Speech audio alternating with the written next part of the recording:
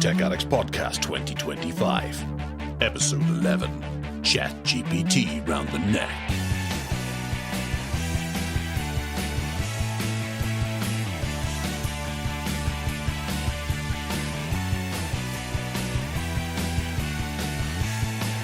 Hurrah, we're back!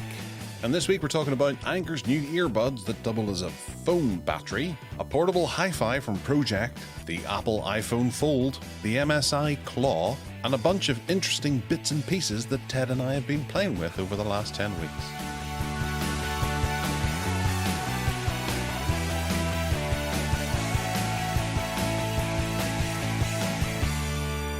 Hello and welcome to the Tech Addicts Podcast. We're back. It's been 10 weeks or so since the last time we broadcast to you. And that's right, everyone's really excited. Well, everyone, by everyone, I mean Ted.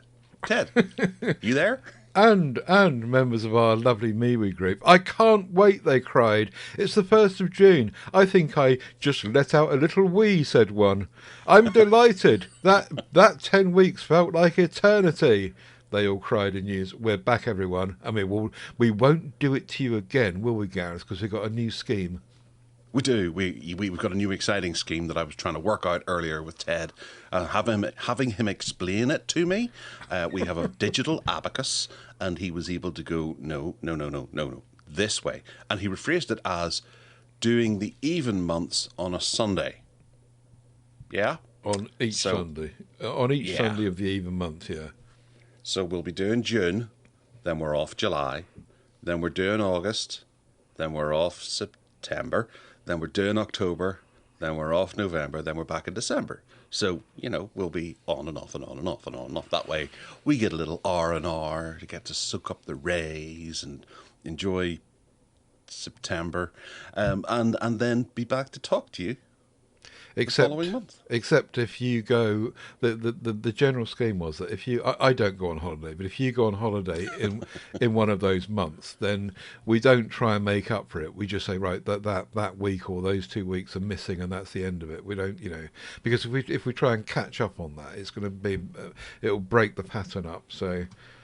And we don't like breaking patterns up because that's bad, But yes, I suppose Ted is alluding to the fact that at the end of this month, I'm buggering off up to Norway for a cruise at the end of the month, the last Sunday of the month. I won't be here, and being on a cruise ship, I can't exactly say that I'll have a decent enough connection to be able to talk to you, so we're just going to take that week off. But that'll be in July, so that'll be our break month anyway, won't it?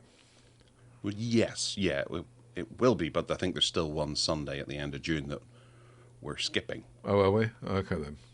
Well, watch this space, everyone. 22nd of June. The 29th we're missing. Oh, no. Oh, the 29th is missing from that schedule then, isn't it? It is, because we're not here. I thought you'd intelligently left it out, remembering that I am going on a cruise. Me? And I will be in Norway. I'll tell you what, I'll put it in there and then I'll cross it out. Oh, right, okay. There you go, I've done it now. Anyway, it's wonderful to be back with you, Ronnie, and in a packed programme tonight. We do. We've got loads of stuff to talk about because loads of things happened whilst we were away. But we're not going to talk about those. We're going to talk about new things that we found interesting in the world of tech. And it's been lovely that people have been giving us support in the MeWe Group and things like that, missing us and all that. I don't believe them for a second. I think they're all being, just cheeky. Yeah, they're being facetious. That's what it is, isn't it? Yeah, it's got to be. Or at least they miss Ted. I suppose that's what it is. Well. But we have news, and we also have a wee bit of catch-up, which we're going to do after the news on things that we have been getting up to, bits of tech that we've picked up over the last couple of months and whilst we've been off air. And then we've got the bargain basement toward the end of the show, where you can find out about all the things that are going cheap in the world today that we recommend to you, but we may not have actually used. But it looks like an attractive deal at any rate. So, moving into the news, unless we've got anything else you want to talk about, Ted, before we start. No, not at all. I think it's just great to be back, and we'll bring you shows going forward. And so let's hit the news. All right, well, we're going to start with the Anker Soundcore P41i earbuds, which feature a little charging case that doubles as a phone battery pack, as we've come to recognise as pretty much standard whenever it comes to earbuds now. It provides about 50% extra battery life and is compatible with devices via its 3000 milliamp hour battery, and it's got an integrated USB cable. They offer about 12 hours of listening time with noise cancellation, active noise cancellation, increasing that to 192 hours whenever you use with the charging case. They have 11 millimeter drivers, 6 microphones, 5 levels of noise cancellation, which I can't fathom in my head how you can have 5 levels. 3 is good for me, but 5, that's insane. Bluetooth 5.3, IPX5 certification, and they're on Amazon now for about 80 quid. Ted, these look pretty good. They sound too good to be true. It's the power bank that's the selling point here, of course, and it's got this, as you say, 3000 milliamp hour battery in it, which is not going to fully charge a phone, but it's a good emergency measure. And that little USB-C cable stuck in the side of it that pulls out is just fiendish. You just plug that into your phone or whatever and use some of the power. If you don't ever need to do that, then no problem, because as you say, it's a headphone case that will make sure you don't need to keep charging up your earphone case 192 hours. That's just unheard of. And even without the away from the case, the buds themselves do 12 hours each with ANC off and 10 hours with it on. So already even the batteries inside the actual buds are super duper. And also, to the icing on the cake is on the front of the case. You get a little LED readout to tell you the percentage and everything. These are just lovely. I wish I needed one of these because they're just nice. And also, I wish that the buds were not jammed down your ear canal ones. If they were, sit on the edge ones, I might actually be tempted. Really good price. And I just think this is great. It's the P41i. I'm just noticing in the first picture on the Amazon listing there, it actually says phone stand at the front of it. Yeah, you can use this to set your phone up. Yeah, you can. Well. Yeah, it's got you lift the lid up and it just sits in there. Yeah. It's been very well thought out, hasn't it? Yeah, that's a very clever little idea. Oh, yeah, I see the picture of the phone stand now in the description. I just glossed over that earlier today. I was more excited by the fact that this is essentially a power bank that you can get delivered to Northern Ireland. So anyone in Northern Ireland who's listening, go have a look at these. Ted's put a link in the show notes. 80 quid, you can get yourself a 3000 milliamp hour power bank delivered from Amazon. Incredible. Brilliant. It's been something that I've been looking for a while, actually. I ordered one last week and then cancelled it just because I thought I'm not paying £80 for one of those big Anker ones, because I can't remember the last time that I actually used a power bank. But having this, that would be a really good solution for both, having headphones and having a power bank in one. Are you okay with the jam in your earbuds? Yeah, absolutely. Okay then, good. I don't put jam in my ear, though. Oh, I've just seen a picture of the LED display on the front, and it's littered with all sorts of information. I wish they would make one that was, not the jam in your ear ones. I'm going to write to Anker and say, this is fantastic, but make one for me. Quite right. Yeah. No, I think that ticks many boxes aside from one of your big ones. Yeah. Okay. So next up, we're going to be talking about hi-fis, because a new portable hi-fi system consisting of a pair of bookshelf speakers and a Bluetooth-equipped amplifier and a padded travel case has arrived. This is from Pro-ject, which, Ted, you've banged on about over the years because you have a couple of their record players. Mm-hmm. The system is designed for like an on-the-go listening experience, but it's got a few limitations that include a lack of low-level response, which is rated down to only 83 hertz, and a variable output. that may not be practical for use with a subwoofer. The travel set is priced at, well, they're listing euros here. It's at €700 to €750, depending on the finish that you pick. But it's suitable for those who are looking for something portable with a wide soundstage. It looks gorgeous too. Ted, what do you think? Well, what I think really is that since I've been looking at this, I've been thinking this is just great techie gadget fun. But I was trying to imagine who on earth would be using it. What would they be doing with it? Is it designed for a? Well, it's not going to be a DJ, is it? Or somebody that goes around doing parties. You can't really take it to the beach. You need a boombox or something similar, or just a Bluetooth speaker for that. So I don't really get who the target audience is. Do you?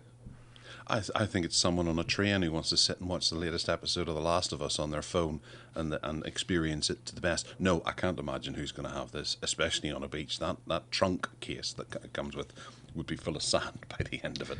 Somebody who lives in two houses, maybe. Somebody who has a holiday home, so that they want to take good hi-fi with them. I don't know.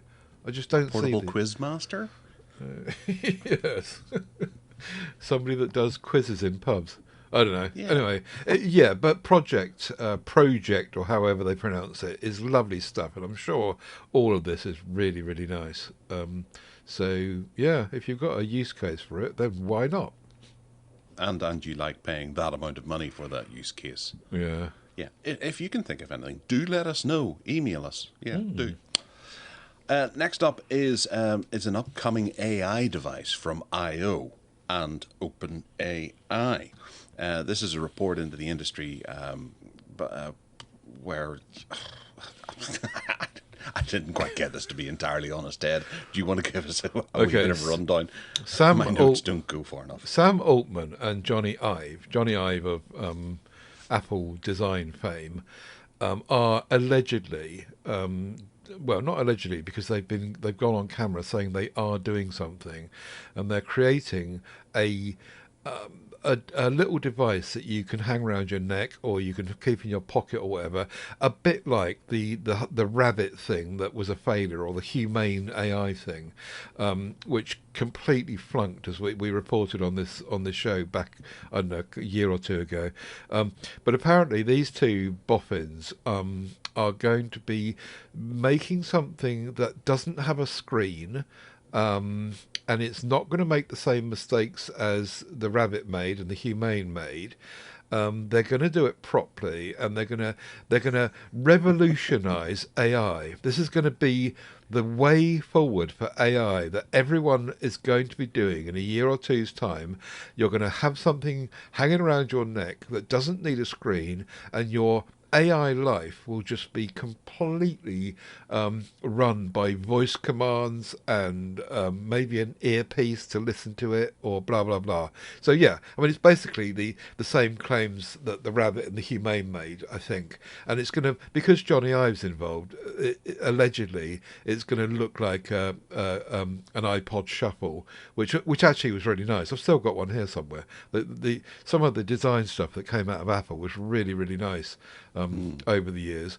And so, yeah, the question is, these two entrepreneurs going to be able to do something that the others have not done? And they're not talking about doing it tomorrow. This is a projection for possibly 2 years down the line, but doing it right, and they reckon that this is where it's going. So, yeah, watch this space, I guess. Okay, well, it wasn't too bad. I did actually get the grasp of it, but I didn't want to say it out loud in case I was completely up the creek.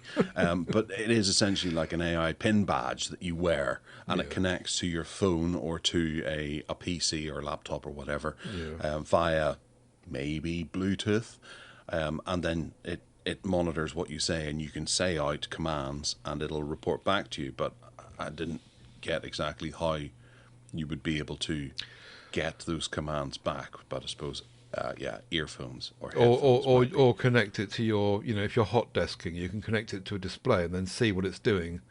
But I think that most smart people glasses. Sorry? Smart glasses. Yeah. Well, possibly, I don't know. But anyway, I think most people, the idea would be to, yes, you have an earpiece and you talk to it and it talks back to you in the way that, Gemini and the like kind of do now if you want it to. But again, this is a use case scenario. Do you think that there's going to be many people who actually need to use this, or is it just going to be for like delegates walking around the UN needing to translate on the fly what someone else is saying to them without the need for an interpreter? Yeah, I think that part of this is the whole kind of drive to get away from looking at your phone all the time. So the idea is that your phone stays in your pocket or not even with you. And you have a kind of Captain Kirk way of being able to just interact with your computer wherever the computer is, be it in the cloud or in the box or in your phone or whatever. But you just have basically a microphone and a speaker around you in some way, and you just don't have to look at your phone. And I think it's a move to get people away from doom scrolling and looking at phones all the time and just talking to their AI. Yeah. Well, that's the way it's going to be, because people will just be walking along talking to themselves. Yes, like they did when we first had those Bluetooth earpieces. Yeah.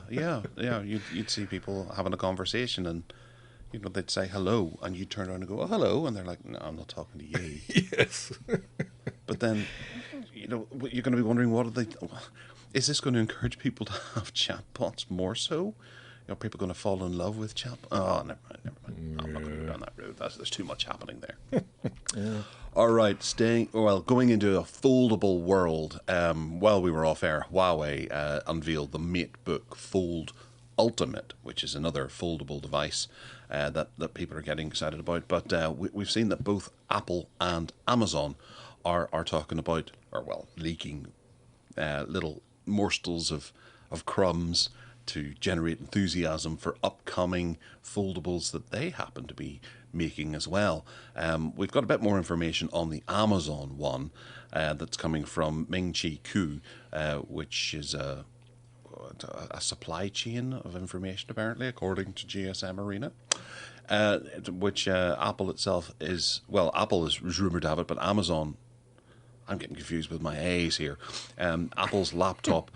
No, that says Apple. Why are they talking about Apple in the Amazon article? Well, because Apple are doing the same thing, basically. I think the article is saying that Amazon are jumping on the bandwagon as well. So Huawei, as you say, have unveiled their idea of what's going on here. And Amazon are leaping in as well. And we already know that Apple are probably on the thing as well. But the big question for me is that if you've got a 13-inch laptop, which has got it folds in half, and apparently the fold is going to be invisible. Yeah, they always say that, don't they? But you can open it up to be a double-size tablet or landscape to use with a Bluetooth keyboard and mouse or whatever, or you can have it in a traditional laptop way with a keyboard on the screen on the bottom half that's sat on the table. And my question to you is, now I don't know if you remember, but a few years ago I had a device that did that. It was a Lenovo Chromebook or something, I think, or it might have been an Android tablet. Anyway, the bottom half of it was a keyboard. It was called the Halo. Yeah. Was it the Halo? It was the Mix as well, wasn't there? There was the MIIX, I think, as well. Lenovo did. That was similar. Okay, but my point was that when I was typing on this Halo keyboard thingy, which is what they're suggesting that people are going to do here on the bottom half, it did have some haptic feedback, but it was nothing like a proper typing experience. And I think that, I wonder if people are going to really go for this, having to type on a keyboard that pops up on a screen like this. I'm not convinced about the whole idea. It might be just tech for the sake of it. Do you think? Well, I have seen people on the train and things like that using their iPad to send or to type up emails and things like that, where they lie the iPad flat on the table and tap away. Yeah. But from what I've heard, where you're hitting your fingers against the glass, there is no springiness, and it actually can cause muscle ache and things like that. I'm not going to go and try and suggest a term for it, but the tips of people's fingers are bashing off this repeatedly, whereas a keyboard cushions your finger, so you don't suffer from this. Maybe, I don't know, if it's carpal tunnel or something like that, or some sort of muscle pain.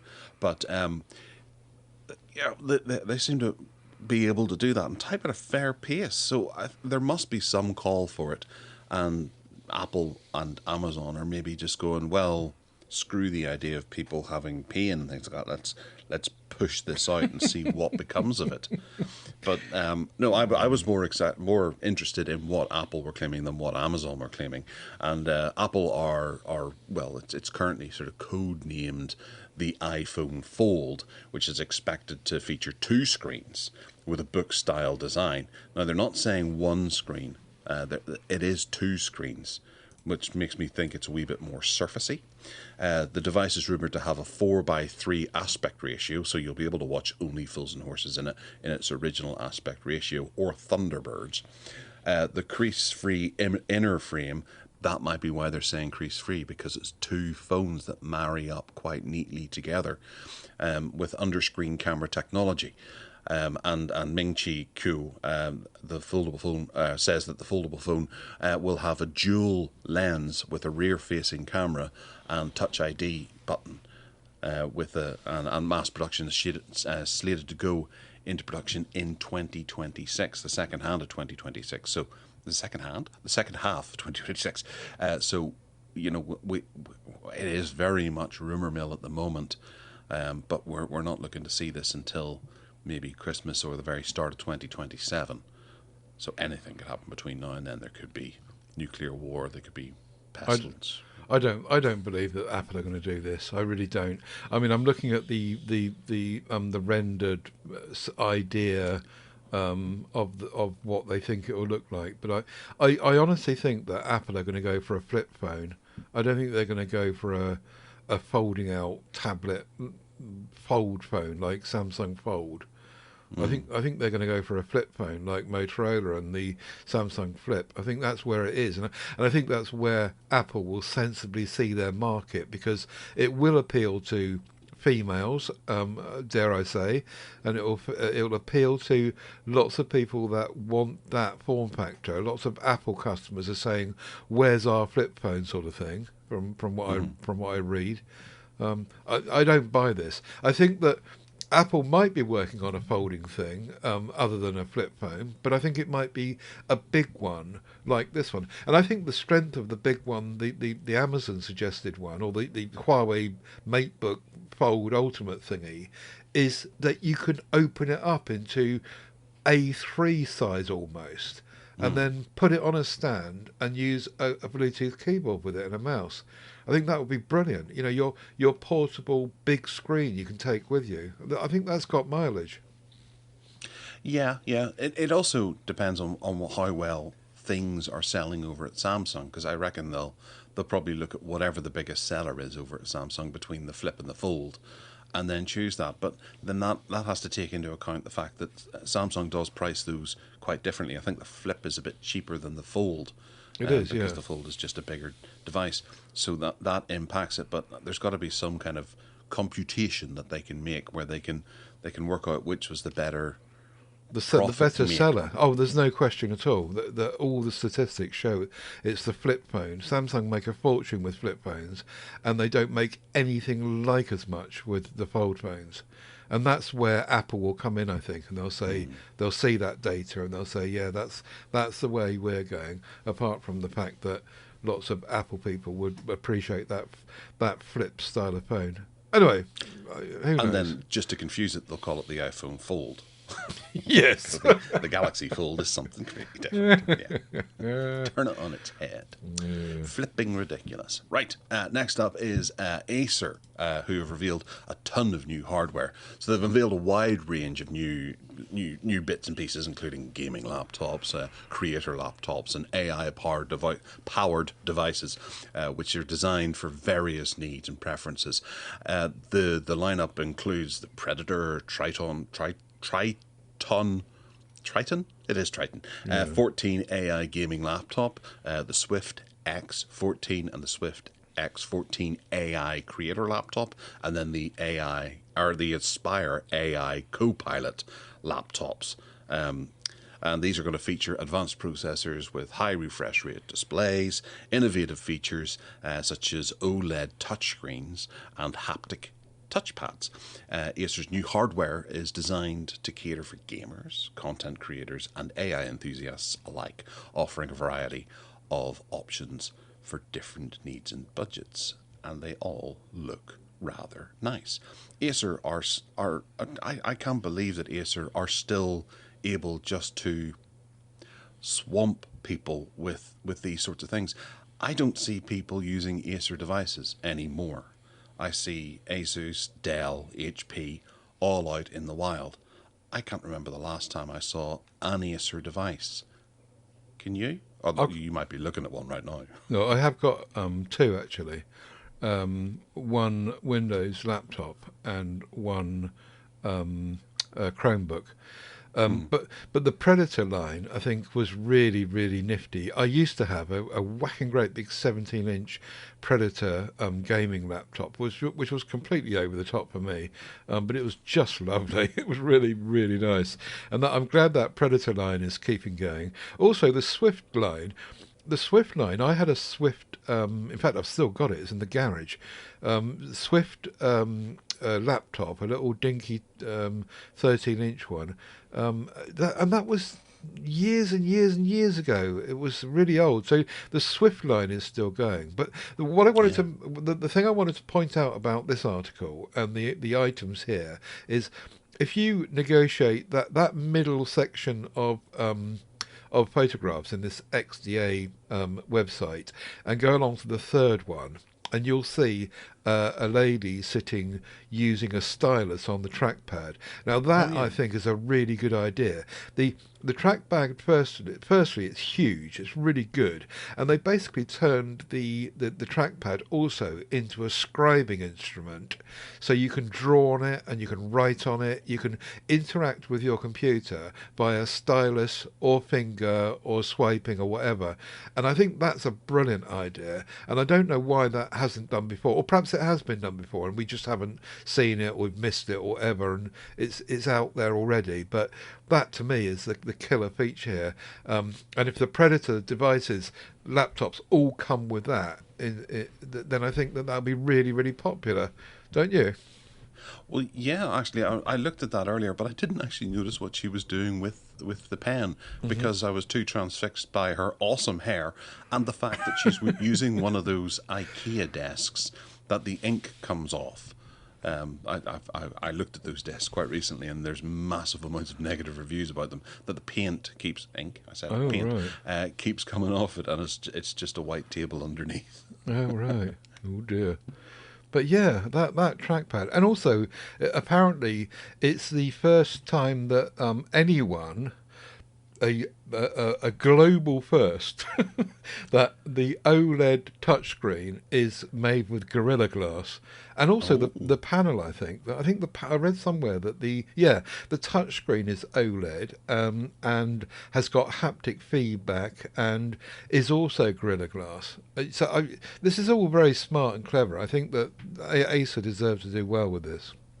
Yeah, no, I think they do deserve to do well with most of the stuff that they announce, because I do think that they're the one tech company that loses out an awful lot. They just don't have the market share of Dell, HP, and Asus. I think Asus has overtaken them a bit, right, and MSI as well. But I do like Acer, and I want to see them do better because they're constantly properly innovating things, and it feels like everyone else just nicks their ideas, sticks them in their own laptops, and away they go. Yeah, and they're also very consistent, producing Chromebooks still, which is really good. And they do low end and high end. So if you need a £200 laptop that's actually quite good, you can rely on Acer to deliver that. But if you've got £2,000 to spend, you can get a pretty mean machine. Sounds like we're fans. Yeah, we are. Always have been. Nice one, Acer. We'll continue to cover you as much as we can. All right, we've got a couple of little ones that I'm going to have a wee chin wag about here. MSI have announced the Claw, which is a portable gaming machine. Claw A8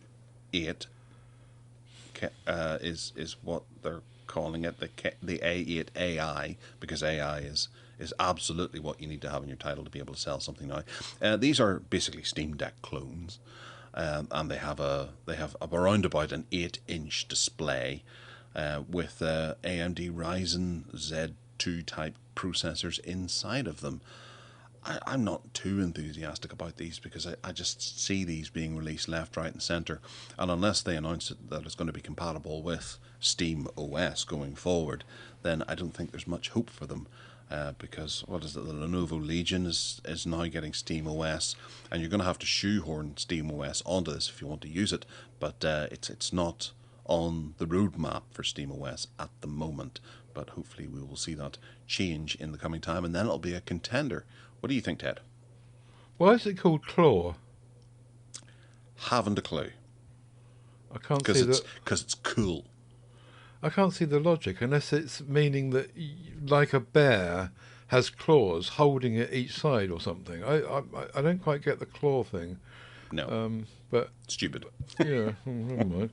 MSI. Well, they need to have something to call it, and it's probably just gonna AI auto generation of what is a popular thing to call something, and Inspector Gadget's enemy has come up, and the Claw is what we're going with.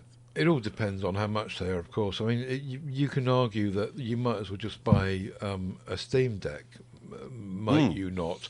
I know it looks to me like the Steam Deck is bigger. How big is the screen on the Steam Deck? You said this was 8 inches. Yeah. Is the Steam Deck bigger as well? Oh, is it? Okay. It looks from the pictures as though the Steam Deck is bigger to me. But anyway, if you're going to go into one of these, you might as well just get the best one, particularly if this is going to be close to the price anyway. And like you said just now, if you can't get the stuff you want on it, then what's the point? It's 7.4. Oh, is it? So it's smaller. It is, yes. But if you look at this does have some fairly substantial bezels around the outside, so maybe they're counting those too. Yeah. I don't know. I can't see myself ever wanting to use one of these, or indeed a Steam Deck, frankly. I've got a Razer Edge here, which never sees the light of day. Now, I know that that's not a Windows or Steam machine. It's an Android machine, but even so, I just don't think I would use one of these. Do you think you would? Oh, I absolutely want a Steam Deck at the first opportunity. Right. But I keep putting it off because I know as soon as I'll buy it, Steam Deck 2 will be announced or something like that. Because it's 3 years since the Steam Deck came out. Although, in saying that, I've been holding off on buying a new NVIDIA Shield TV because it's been 10 years since that came out. And we've had one refresh of it, and it's not worth upgrading to that refresh. So I'm in the same problem with that too. Yeah. Anyway. All right, next up we have Redmagic's 9-inch OLED Android tablet. Hurrah! It's got a huge battery on board, and this is it's got a Snapdragon 8 Elite processor with the aforementioned battery, which is 8,240 milliamp hours. The tablet is expected to outperform Lenovo's Legion Tab, which I don't know the Legion Tab at all, but that means you'll probably sell 5 as opposed to the Legion Tab, which sold 4. The display is 2400 by 1504 resolution, which is near at a 16 by 10 aspect ratio. It'll feature a cooling fan similar to that which exists in the 10.9-inch model. And Samsung's just informed me that today is Pride Day. Thanks, right. Samsung. Good to know. And it's another Android tablet that's going to get people excited. I've heard pretty good reports about Redmagic tablets in the past. What do you think, Mr. D? Is that a second screen on the back? If it is, that's nifty and exciting. On the back of that device, it looks like there's all sorts of interesting gubbins going on.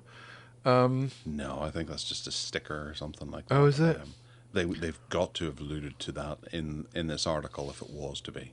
Okay then, but even so, I think the main selling point of this is that it's a 9-inch tablet, and I say hurrah! There's an 8.8-inch tablet which is made by someone else. I can't remember who it is now. Lenovo. Yeah.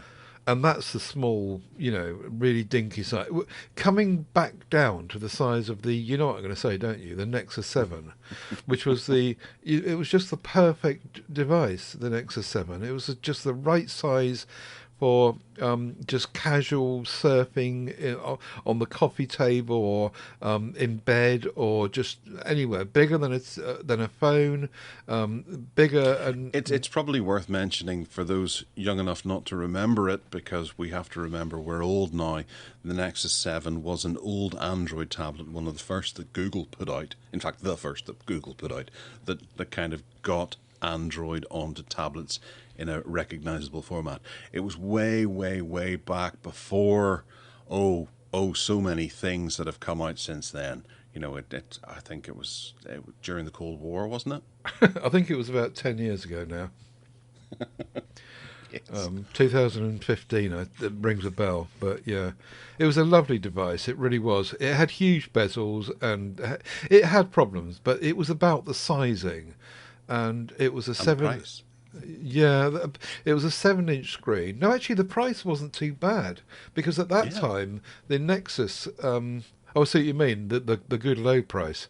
Yeah, the Nexus was the kind of developers' lost leader for Google, and they were pushing them out there. But yes, it did have problems, but it was really nice size. So if you take away the bezels, now physically, I don't know how big this Redmagic thing is, but if you take away the bezels, it might not be that different in size.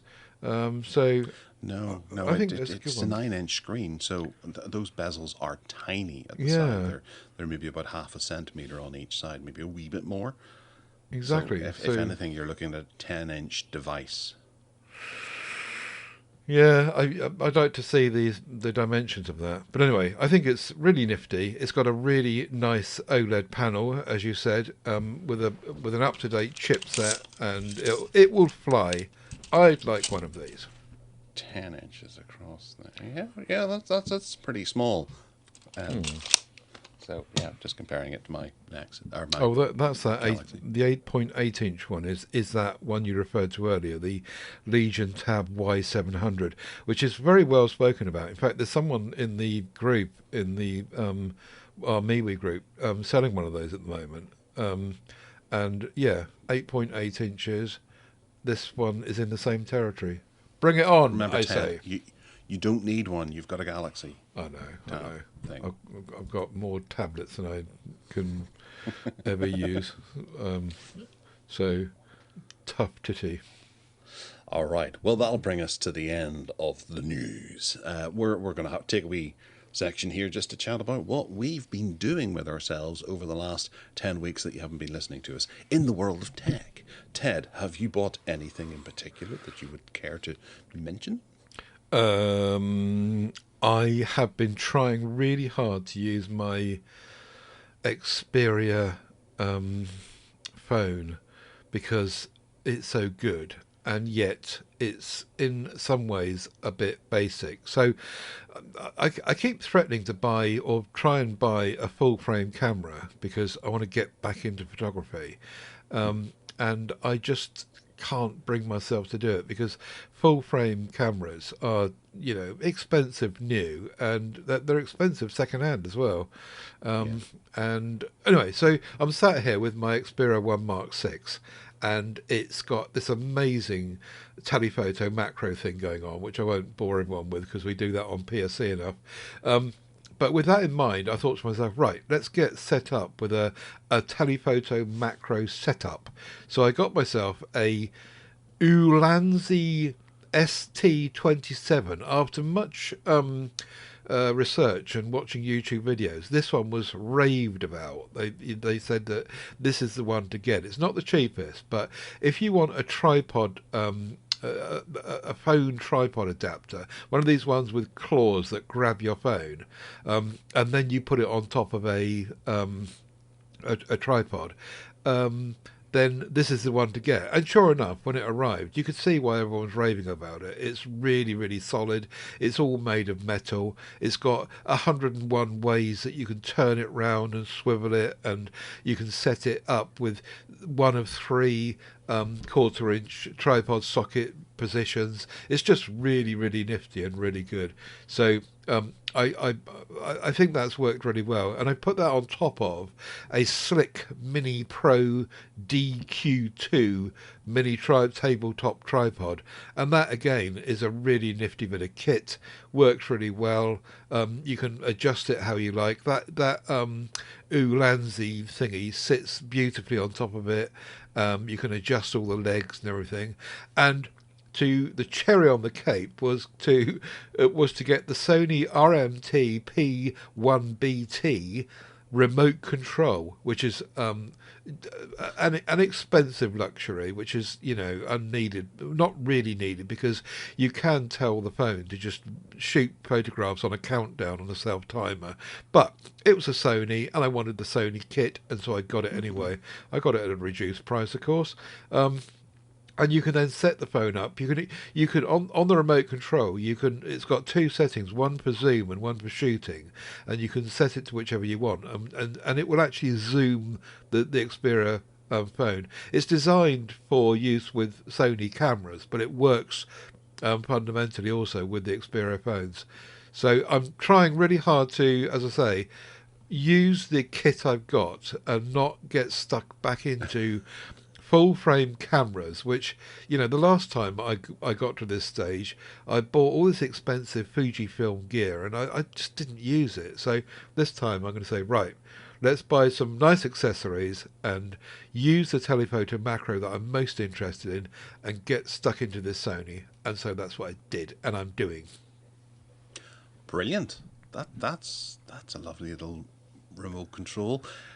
I know remote controls are completely optional, but there's nothing like having one that actually works and does everything that you want it to.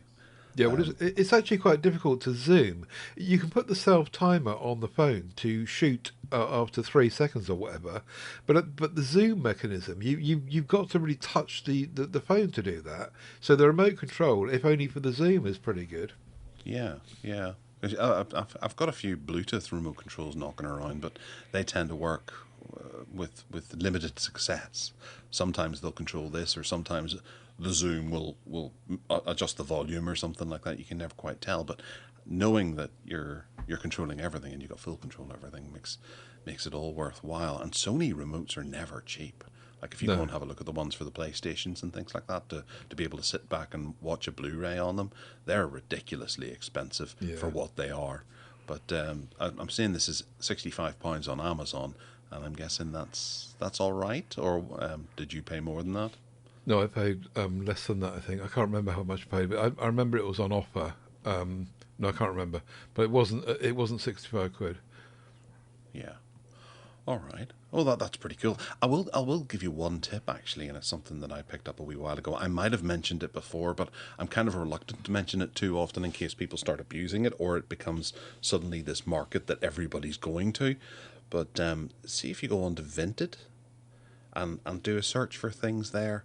And I know this is a wee bit stereotypical, and people will argue that what I'm saying is not right, but I've been buying Manfrotto branded stuff off Vinted quite cheap, and I dare say that it might be like jilted ex-girlfriends getting rid of their ex-boyfriend's stuff. I know that's terrible and it's sexist and all that, but two of the things I got that real feeling of that's what's happening here. She's clearing out his stuff by bunging it on Vinted. So I've got a couple of really good deals on Manfrotto bits and pieces, alternate heads for cameras and things, plus a full tripod, a full Manfrotto tripod for 30 quid delivered. And then I've got 2 extra heads, and one of them's a power head too that I got for 50 quid, which, that person didn't know what they were selling when they were selling it. And Vinted's pretty good. It goes, you were looking for these products, so here you go. Bought it, and it's sitting over there. I haven't got a use for it at the moment, but I'm going away to Norway, so I'll take it with me. Yeah, no, that's a cool setup then, and I like that wee tripod. It appears to have a cork top to it. That's got a name. It's got it's a removable. It's a removable platform, quick release platform thingy, and I've got it clicks into place as well. And I've got my little phone adapter permanently attached to that. But yes, you could actually buy more of those, and apparently it's got a name as a standard. That's a standard thing, and you can buy accessories to go in there, which I didn't know anything about. But it's really nice. It's a nifty little setup. You're right. Yeah.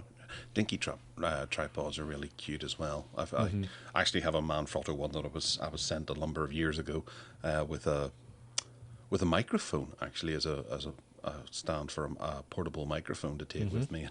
Like, oh, brilliant! I'll be using that. Thank you very much.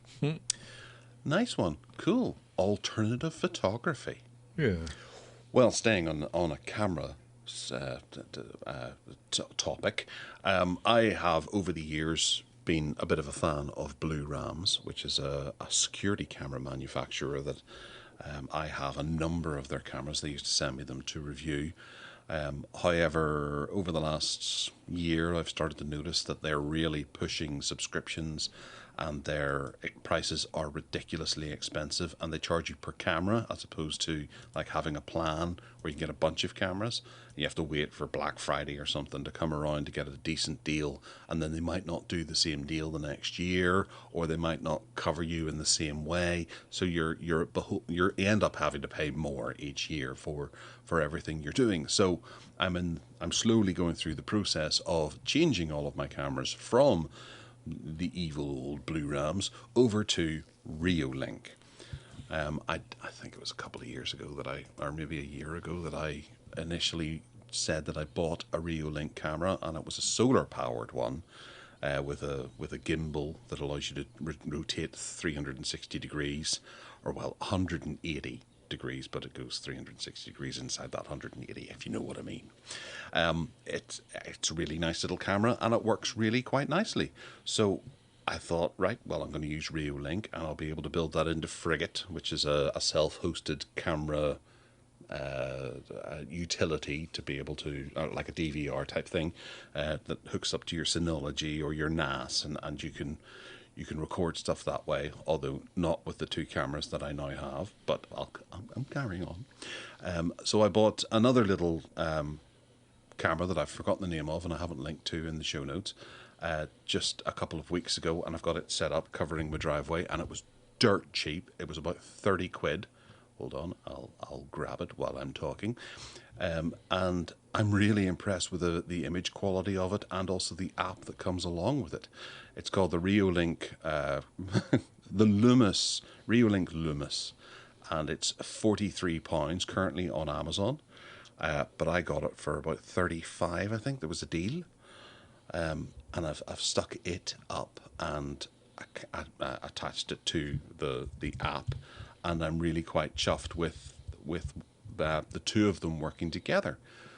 And on the basis of this, I've decided to go and get myself the Reolink Home Hub as well, which is it looks like a router that you dump into your wireless network, and it is the brains behind a security center, essentially, that allows you to control your cameras. And I had ordered it about 3 weeks ago, but then I cancelled the order because I thought I'd be cheeky about it, because I noticed on the Amazon listing that they actually have it down for subscribe and save, about £10 cheaper than what it's on the limited deal, because it's £100 to buy it. They've got it on a limited deal down to £84.98, but way over on the other side they have the subscribe and save. So I subscribed and saved to it and bought it and got it for £76.48, and it's going to be arriving tomorrow. So I don't have it at the moment, but I should have had it at the moment. Well, so you subscribe to buy more of them, and then you cancel the subscription, do you? Yeah. Every now and again, you'll see that pop up on an expensive product like this, and you can shave 15% off the top of it or whatever. If you subscribe to it, and then I'll cancel the subscription after it's arrived and get it for 76 quid, which is great. I don't know why it does that, but it does that every You now think and they again. would be onto that, wouldn't you? Well, I imagine they probably are now, because I got confirmation this morning that it has shipped to me, and my bank account has been debited for the £76, and it'll arrive tomorrow. Great. Right. It comes with a 64 gigabyte micro SD card for you to be able to plug in and record footage from your cameras, which is tiny. You know, it's a really small for 1080p cameras. That's not going to capture too much. So I've gone and got myself two 512 gigabyte SD cards that I'll whack in for a terabyte of recording, and one's back up to the other one in case one of the SD cards buggers up, which is great. And it allows you to have rich notifications and all kinds of stuff. It just adds a lot more into the ecosystem of what you can do. And you can actually have an alert go off with the hub itself if it detects someone on the driveway. And I think there's like facial recognition and all that kind of stuff. And it's all really fast. I've watched a few of the reviews online for it, and people are saying this is really, really good. And if you're adopting the Reolink system, you should get one of these, because it's got tons and tons of features that you don't get elsewhere. So yeah, I'm moving into the Reolink system. I don't need Frigate. I mean, so that my Synology is going to have one less thing that it's running, and I've just got it all together. And I'll just buy one new thing each month, and I'll put up another camera on the other side of the garden on Wi-Fi with a solar panel, and it'll link into this, and it'll notify me if anything happens. Dead happy, dead excited, looking forward to getting a new wee bit of kit tomorrow. Oh, Ever good. heard of Reolink? No. Nope. But Okay. and I was just reflecting while you were talking that I still have got no stuff to do with smart home anything really. I've got a camera which is on my network, and it's part of the Tapu thing, and it just sits there doing nothing. Occasionally, if I'm not here, I'll remember to turn it on and have a look and see my empty room, and I've got one smart plug that controls a light, but actually I can easily just go and turn the light on and off manually, but it's just like tech for the sake of it for me. I guess if I lived in a proper real house, and not in a static situation, I guess I might be more likely to set stuff up like this, but I don't know. You seem very enthused about it. Well, to be honest, whenever it comes to security cameras, you hope it's something that you never actually have to use. And I'm quite happy for my cameras to sit there doing nothing for most of the time. Yeah. It's whenever they do chime in that there's something happening and you're out of the house, that's whenever you panic. So you need to have as much knowledge about what's going on before you react. You know, I do keep it on, and it sends me notifications that my son has arrived home from school because it's facial recognition. So I know that he's got home safe. Right, yeah. And then if I'm going away, then I can set it up, or I can watch over the dog in the house when we're at work and that kind of thing. So you gradually realize, oh, I can do this and I can do that. Yeah. And the more things that you have, the more opportunities that you have. And if it doesn't require subscription, it's even better. Yeah, sure. Yeah, I can see how you could evolve the use of it. No question at all. And as I say, I think if I lived in a normal family situation like you and in a normal home, I probably would be more enthusiastic about it, as you are. So, yeah. Totally. So what else have you played with? I got that. I got that majority. You know, you were talking about me having two Pro-ject turntables earlier. Well, actually, I flogged one of them. I sold one in the community in order to buy my next thing, and I had real fun posting it. I can tell you. Don't try and post a turntable to anyone, people. It's just it's too much trouble than it's worth, really. Anyway, I did, and I packed it all up really, really meticulously, and it seemed to work fine. And I bought this Majority Folio, which is one that I spoke about. I can't remember if it was on this show or on Whatever Works, our other podcast, but it's a lovely little record player which has got speakers built in. It's got Wi-Fi built, 3.5 millimeter in and out. It's got Bluetooth built in, Bluetooth in and out, incidentally. It's got a wooden top, which is really, really nice. Integrated speakers, as I say, which actually are not half bad. I mean, they're not brilliant, but they're not half bad. And in order to get the stereo effect from it, you've got to sit fairly close to the front of it to do that. But if you're not bothered about the stereo effect, then you can just do what you like. You can also plug in speakers to it if you want to, because it's got RCA jacks on the back. It's got USB recording as well, so it's got a USB port on it. It's also got playback USB, and it's just a 3.5 mil out. I said that, didn't I? And in, so you could aux input. But the difference here over all of these crappy little turntables that you get on Amazon from China is that this has got an Audio-Technica AT3600L cartridge on it. So, in other words, it's got a half-decent cartridge that you're not going to gouge all your records up with. Whereas those ones that get imported from China, you just wouldn't dare put your records on it. Not decent records, anyway. Because the styluses that are provided with them are just hopeless and rubbish. Not that I'm an audiophile with styluses, but I read enough to know that is the case. So you want to protect your records. Yeah, absolutely. So it works really well for me in my limited space situation. I've got, I don't need to be concerned about speakers across the room, and even if I did have a really loud setup here, I wouldn't be able to use it because living in a static, you can't just blast the neighbours away with too much noise. Anyway, really, really nice. Really like it. It's got all sorts of bells and whistles. British made from this company that was set up by two guys in somewhere near East Anglia, and they started this little firm, Majority, in their garage. It's like a bit of a Steve Jobs kind of story, I think. And they provide all sorts of other stuff now. If you want something like this, though, go for a Majority one, because they're just a cut above the rest of the stuff that is out there, and it's really, really nice, and I've really enjoyed using it. And there you have it. That's lovely. Yeah, it's currently £169.95, and then there's a £15 off voucher as well.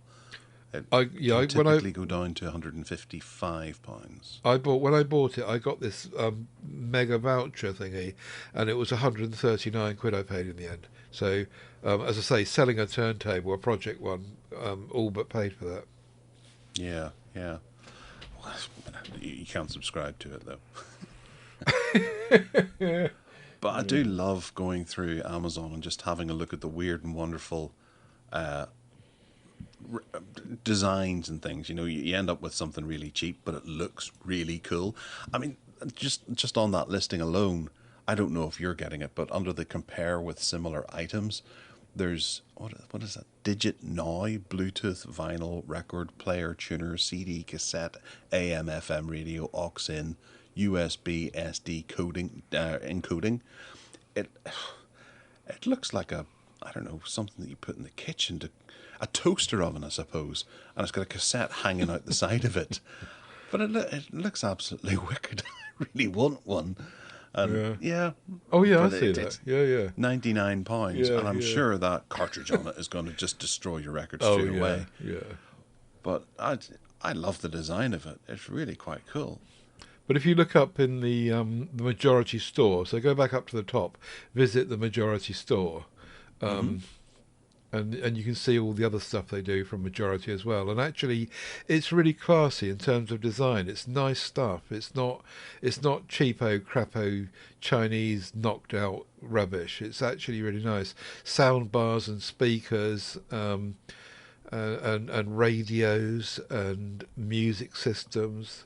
Yeah, I'm a fan of Majority now. I like them. Oh, I Cambridge. know There you their go. wee MP3 player. That's right. I've seen that a few times on. I think people have picked it up as a cheap alternative for taking music with you, Right. and reviewed it on YouTube. Yeah, Mm. nice, nice. I'll have a wee look through them because Mm. I'm currently between record players at the moment, so I Oh, need to get a okay. new one.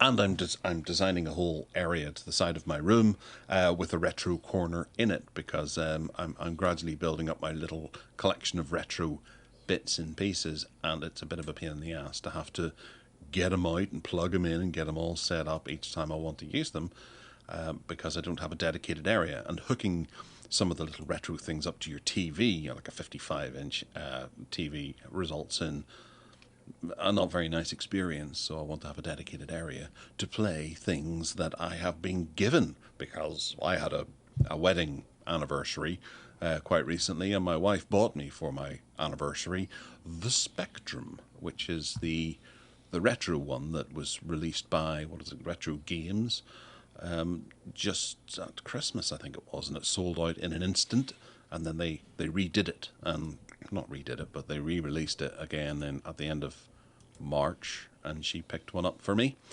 and I now have it, and I've been playing it, and I have to say, it's fantastic.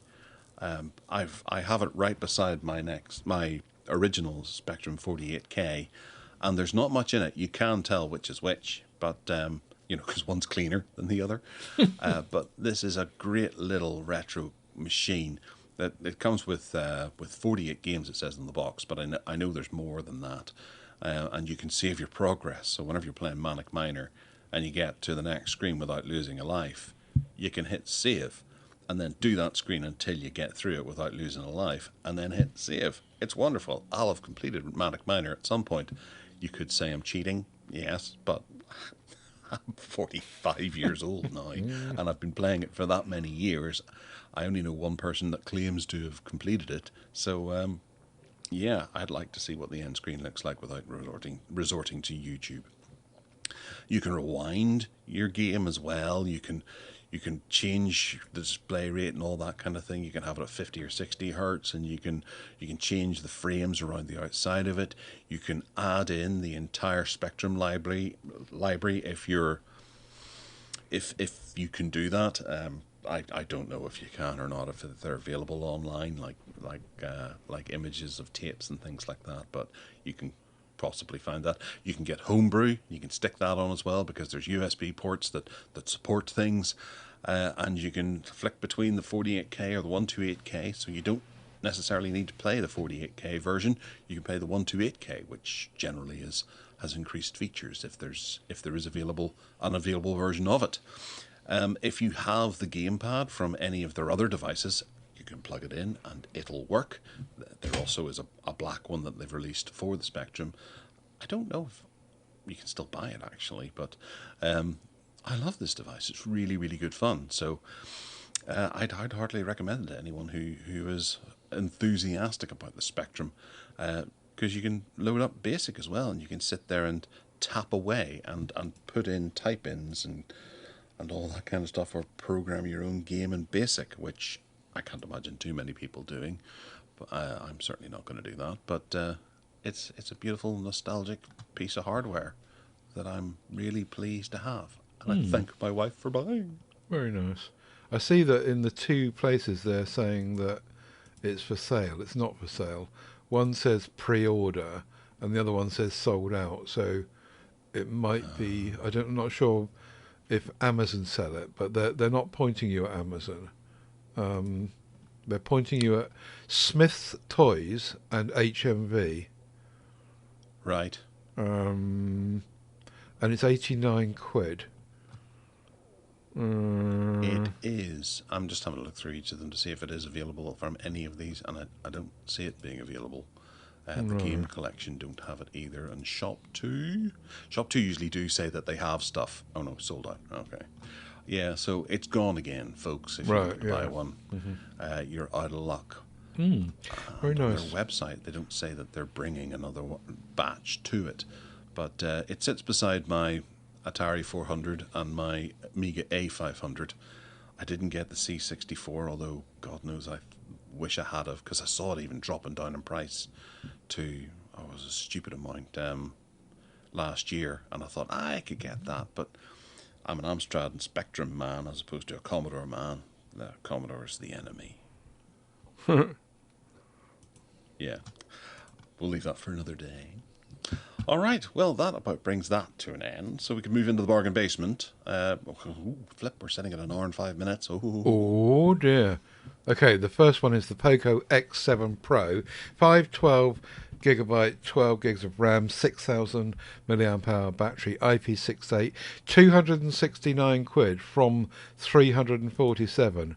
And that is something of a deal, I think. I don't personally like Xiaomi and Poco in terms of their UI, but you can always put a launcher on it, I suppose, and change what you like about it. And yeah, what a bargain I think that is. Yeah, that's a lovely looking phone. And we featured that a few times, but it's always at a good price. Mm-hmm. Yeah. Next up is, I bought one of these because I love it. I was away. I had nothing to entertain me other than a Roberts radio, and I thought, no, I need to go and get myself a wee tuner to take with me on the go. And I was looking around some of the, the cheap wireless hand crank radios that you can get. Also, in the back of my mind, the disaster of Spain and Portugal going without power for a couple of days. So having a wireless radio would be great. And I happened upon this one. It's called the Greadio, Greadio, portable DAB Plus FM solar radio with Bluetooth, flashlight, hand crank, emergency wind-up radio with a 4,000 milliamp hour battery inside of it. This thing's actually really, really cool. It comes in a plastic case as well, so you can throw it in your bag and forget about it. I wouldn't throw the radio in the bag because there's lots of little bits and pieces that could potentially get broken off it. But you can charge your phone from it. You can charge this over solar. You can hand crank it, charge up the battery inside of it. You're not going to run out of power with this thing. And also, it's got a pretty good user interface to be able to store digital radio, FM radio channels. And it's got a compass on the top as well, and a flashlight. It's great. It does a whole load of stuff. And if there's a zombie apocalypse, it might keep me alive for, I don't know, another day or so before I succumb to. That's really cool. And the whole of the back of it is a solar panel. Yeah, it's not terribly fast, but it'll get you out of a squeeze. I left it in direct sunshine. It was the best part of a day, and I charged it. I haven't actually put it on actual charge yet. I've always been playing with either the solar panel or the hand crank to keep it going, and I've had it for about, I don't know, 6 weeks now, and I still haven't need to charge it. It also has a little indicator on the screen as to which what source is being used to power it. So if you were to plug it in and leave it in the sun, it'll highlight both LEDs to show you that it's charging via solar as well as charging by the USB. This is which brilliant. Is great. I love it. It's tiny as well. I didn't realise how small it was. When I saw the picture on the back of it with the USB-A port, you can see how tiny it is. Yeah, its footprint is about the same as a mobile phone. Yeah. But also it's got a good speaker on it. Now it's not amazing, but it's good enough that if you were to go for a picnic or something, you could set it on the side of the blanket and entertain yourself while you're having a picnic. It's great. I love it. I'm dead chuffed. It's got a 10% voucher off at the moment, so it's 50 quid. So I suppose it's 45 quid. It is, yeah. And I when this is 25 quid, I'll buy one. It was at one time 39 quid, so I'll wait till it's 39 quid again. Yeah, I got it for the 41.30 a couple of weeks ago. So, yeah, it's class. And my son's really interested in it as well because it just does all these different crazy things. Yeah, great stuff. Good for the Chinese, eh? What's next? Right, the Anker 25,000 milliamp power bank, which we spoke about once before, I think, is reduced from 90 quid to 70, and that's the one that's got the flop out retractable cable, USB-C of course, and a lovely LED display on the side. And unlike the first batch of these, they've got very, very rounded corners now.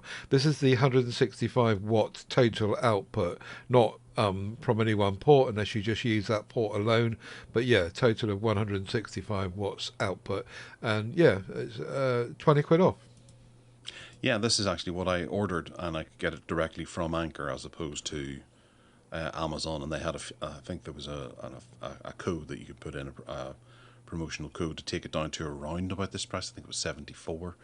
But then I just reevaluated it afterwards, and I went, when was the last time I actually used a power bank? And didn't buy it. But it's one thing that I would love to have. Yeah, and you can use it on a plane as well. It's certified. Cool. Yeah. Nice one. Next up is a screen and monitor, and David Does Tech on YouTube, which I haven't seen in a while actually. What happened to him? He's reviewed this, and it looks really, really good.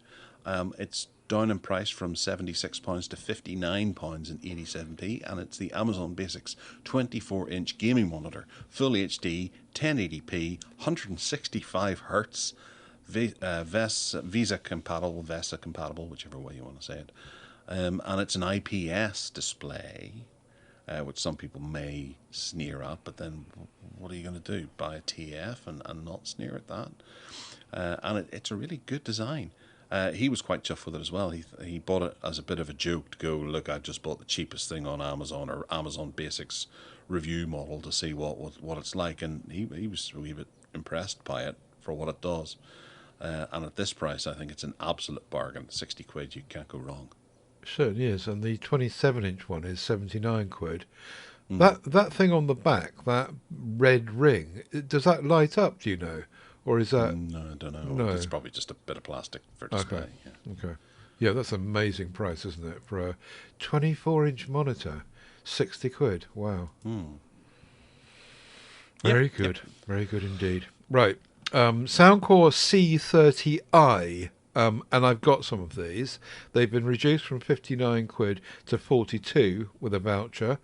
And for the first time ever, I think, I've actually got a pair of earbud thingies that I'm happy using. They're not jam in your ear canal. They don't fall out. I mean, it might be just my ears are just the right size for these particular ones, but they clip. They're these clippy-on ones around the kind of edge of your ear, and they're just brilliant. I put them on my ears. I forget they're there. They last forever. They've got 30-hour playback with the case, and they're just. You know, I mean, they're not sound isolating. They don't claim to be ANC or anything. That's not the point, because they're outside your ear canal, and someone sitting next to you can kind of hear it. But you know, I just think they're brilliant, and that's their problem. Yeah, exactly. I think that you can just plug these on, not plug them, clip them around the outside of your ear. Forget they're there, and just turn them on and off when you want to. Just they can just be a part of your body. Wow. So yeah, highly recommended. Like I say, it might be just that my ears are the right size for them, but they do come with some sizing thingies. So obviously I haven't tried those, but they review very well. And yeah, more really good stuff from Soundcore and Anker. Yeah, it's just a bit of a... You're testing the water, aren't you? I don't know how many people are actually going to buy these just for, you know, they might not like them. They know kind of what they like. And this is different. Yeah. Yeah. Oh, yeah. They sound great. You know, I mean, they're not heavily bassy, but they're just fine for what I want. They're perfect for me. No, you're absolutely right. The people who don't like sticking things in their ears, then they've got to have some sort of opportunity to have in-ear headphones. We have. And that's that. All right, next up is a little portable speaker, Ted. You should like this, hopefully. This is the Beats Pill. It's a portable Bluetooth speaker with up to 24 hours of battery life, water resistant, Bluetooth, Apple and Android compatible, seriously light signed for the home, outdoor and travel in matte black. And it's down from £150 to £69. Wow. And that's for 3 of the different ones. There's champagne, gold, black and red are all down to £70 or £69. The light grey one is remaining at £150, which makes me think that it's going to go back up again fairly soon. So there you go. I quite like that. I like the have you ever used the Beats? No, I haven't. I do like the design of it. It looks very Apple. And I've got a feeling that Beats has got something to do with Apple, hasn't it? Which is probably why I've always avoided it. I think that they've got some sort of hookup, haven't they? And the design looks as though it's kind of Apple-ish. But yeah, that's an amazing saving. 54% off. Wow. Yeah, but you don't need any more No, I Bluetooth don't. speakers. I certainly don't, yeah. I've got 200. And the last one was really just that thing I spoke about earlier, the Ulanzi ST27 phone tripod adapter. If you need one, it's been reduced slightly, £36 down to £30. So I'll put that in there as well. Assuming that is still the case today, I'll just double check. Yeah, it is. Highly recommended, as I said earlier. Nice. It's a good looking little tripod that I think I would if I didn't have my thingy one, Manfrotto. That's the adapter. That's not the tripod. Oh, it's the adapter. Sorry. Yeah, that's the thing you clamp your phone in. Yes. Yeah. Yes. But the slick tripod is nifty. I think is what you meant. Yeah. Yeah. I think both together that would work rather nicely. Yeah. It certainly But Ulanzi does. do a tripod as well. I'm just noticing. They do. Extendable pull. Yeah, I looked at. I did consider that one because I thought, that'll fit all together with all the Ulanzi stuff. But I didn't. There was a couple of things I didn't like about it that this slick one was better at, and I think some of it was to do with desktop sizing and stuff like that. But yeah, you're right. There is one out there. Yeah, okay. And then there's the Ulanzi camera light as well. You can get all 3 in a bundle for £75. Cool. Grand. All right. Well, that brings us to the end. If you want to get in touch with us, you can by emailing us at gareth@techaddicts.uk. We're also on Twitter or X at techaddictsuk. I'm on Twitter or X as well at Gareth Miles, MYLES. And I've actually seriously thought about taking down my X over the last couple of weeks because just the crap on it is a bit too much at the moment. Yeah. Maybe I just need to swap out some followers and things like that, but I don't like their conduct at the moment, and there's too much crap going on there for my liking. But I also have Mastodon and Blue Sky as well. There are links to all of them on garethmiles.com. Ted, where can they find you? Mostly in MeWe. That's where I tend to hang out all the time online in terms of social media, but also everything else I do is at tedsalmon.com. Audio podcasts, MeWe Group links, everything you'll find there. If you want to buy me a copy, it would be very much appreciated, and you can do that at paypal.me/tedsalmon. Cheers. Superb. All right, well, we'll catch us all next week for another thrilling installment of the Tech Addicts Podcast. Thank you all for sticking with us. And if you're just discovering us today, then good on you. We'll be back next week. All right, take care now. Toodle snips.